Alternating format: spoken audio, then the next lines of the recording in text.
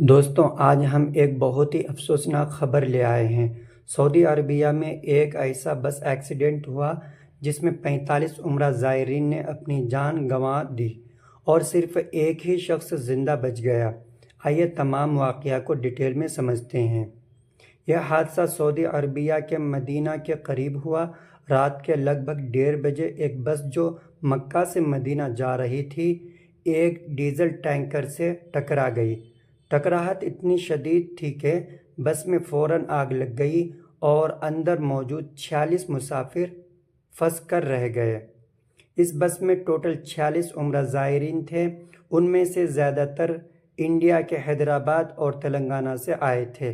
अफसोस की बात यह है कि 45 लोग ज़िंदा नहीं बच पाए। सिर्फ एक 24 साल का नौजवान मोहम्मद अब्दुल शुएब बच गया। अब्दुल शुएब बस के ड्राइवर के बिल्कुल पीछे बैठा हुआ था। टकराहट के बाद उसने देखते ही देखते पूरे बस को आग में जलते देखा। वो तुरंत खिड़की तोड़कर बाहर कूद गया। उसकी जान बच गई, लेकिन वो भी शदीद ज़ख्मी है।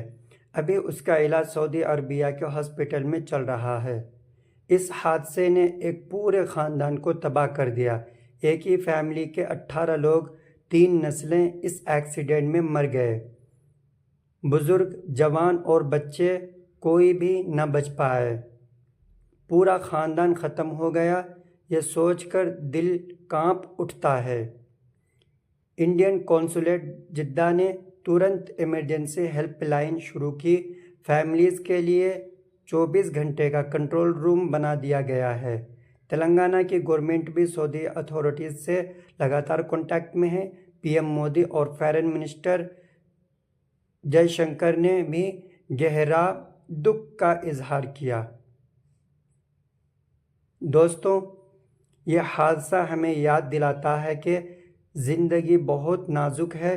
अल्लाह तमाम मरहूमीन को जन्नतुल फिरदौस अता फरमाए और उनके घर वालों को सब्र दे। अगर आप चाहते हैं कि हम ऐसे और इम्पोर्टेंट अपडेट्स और वाक़यात आप तक पहुंचाते रहें, तो चैनल को सब्सक्राइब कर दें, वीडियो को शेयर करें और मरहूमीन की मग़फ़िरत के लिए कमेंट में आमीन लिखना ना भूलें।